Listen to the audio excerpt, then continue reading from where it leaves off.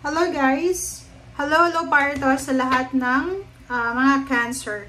So, Cancer, this is love life reading. So, in general siya, may asawa ka man, may partner, single, or kung ano man ang situation mo sa relationship.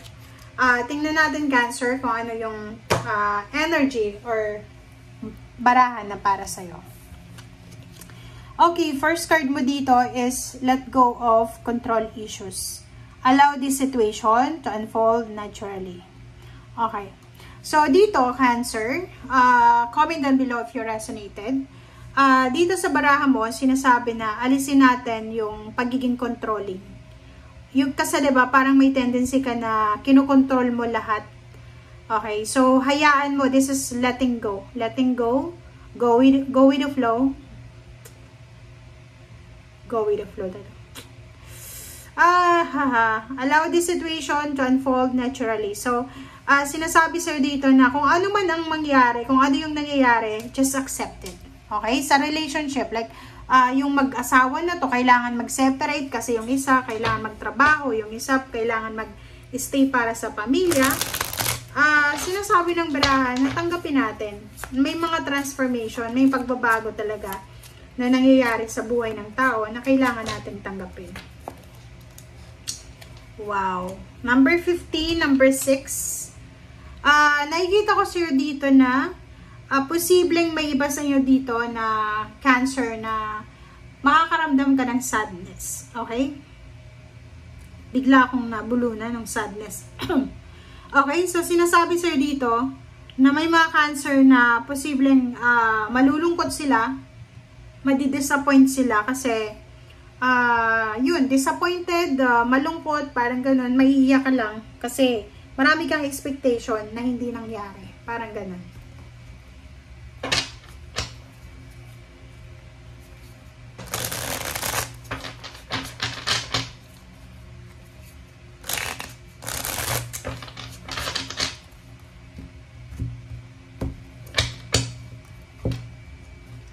Okay, first two cards tayo, Cancer. Yung first card mo dito is 7 of Pentacles and second card natin dito is Strength card. Sinasabi ng baraha sa'yo dito na yung iba sa inyo dyan, kailangan nyo talagang parang mag-separate na hindi naman permanent yung separation. So, may couple dito, may mag-asawa, mag-boyfriend, girlfriend, mag-partner, na kailangan talaga nilang maghiwalay pansamantala at kailangan nilang maging malakas. Diba? Kailangan nilang maging malakas para sa pamilya, para sa kanilang dalawa. Yun yung sinasabi ng baraha dito. Sinasabi dyan sa'yo ng 7 of Pentacles na kailangan yung magpasensya, kailangan yung maghintay, kailangan yung magsakripisyo kung talagang gusto nyong maging maayos yung takbo ng inyong relationship. Okay? King of Pentacles and Hangman. So, nakikita ko sa'yo dito, di ko alam kung bakit puro pera yung lumabas sa'yo. Pero yung mga Cancer na ito ay posibleng may iba sa inyo, yun, controlling talaga siya. Pwedeng silosa na Cancer. And yung eto na Hangman na to, sinasabi ng baraha sa'yo na posibleng may pagkakataon ka na Cancer or yung partner mo na masettle yung mga financial problems nyo. Diba parang may mga financial offer, job offer, business offer sa malayong lugar. Kaso lang, posibleng hindi mo siya ituloy or hindi ituloy ng partner mo dahil sa selos. Pera na to diba? So pagkapirahan nyo to diba? Pera na yan, magiging bato pa dahil sa selos, dahil sa control, dahil sa kung ano pa man. Walang tiwala ba? Okay? Page of Swords, so sinasabi ng baraha sa'yo dito na mag-iingat tayo, Cancer, sa mga decision making natin. Okay? Ito yung decision making Parang sinasabi sa'yo dito ng baraha, Cancer, na bago ka magdesisyon, timbangin mo muna yung sitwasyon kasi mahirap yan.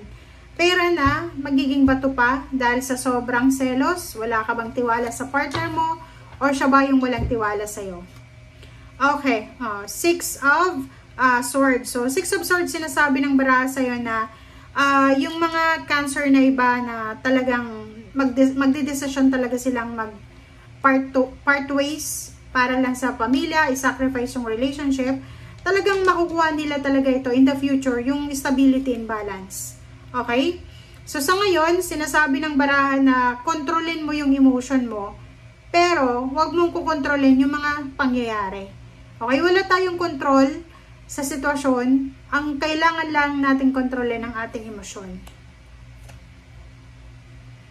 Oh, 'di ba? So nakikita ko sa'yo dito, may mga possible na meet up, parang may mga possible na parang new relationship na papasok sa buhay mo. And yung iba naman sa inyo Cancer is sa pagta-travel siya. Same with the Pisces, pwedeng magta-travel ka and dun mo makikilala yung taong ito na posibleng magmamahal sa'yo. Kaso lang, yun na nga, pwedeng siya ay may asawa, ikaw ay may asawa. So, kung iisipin sa legal, hindi talaga pwede kasi pareho kayong may asawa. Parang ganun. Sino-sino ba to? Kasi ang daming message, hindi ko na alam kung sino-sino sila. Okay, 7 of Swords. Mag-iingat ka sa relationship. Okay? So, kung ano man itong relationship na pinapasok mo, Cancer, ingat-ingat ka. Kasi sa sobrang excitement mo, sobrang kilig mo, yung taong ito ay hindi naman pala seryoso. Isa pala siyang manluloko. Okay? So, dito sinasabi ng baraha sa'yo na mag-iingat ka, Cancer, sa anumang ino-offer sa'yo. Kung ino-offeran ka ng pera, ino-offeran ka ng trabaho, ino-offeran ka ng parang sinasabi sa'yo ng perfection, di ba? Yung parang aalisin kita sa lugar na yon, magiging maganda yung buhay mo, ikaw yung langit at lupa ko, ganyan, ganito. Dito mag-iisip ka dapat, kasi meron ditong 8 of Swords na sinasabi na posible yung pangakong ito na ipinapangako sa'yo ay pwedeng mapako to. Diba parang, tingnan mo, ino-offeran ka niya ng ng Sun and then Wheel of Fortune. Ibig sabihin ng taong ito ay napakatamis ng dila niya. Sinasabihan ka niya na magiging reyna ka na lang, hari ka na lang sa kaharian niya, parang gano'n. Nako, mag-iingat ka kasi meron ditong 7 of Swords. Yung 7 of Swords is all about manluloko, scammer, diba? Playboy, playgirl, parang ganun. So, ingat-ingat ka.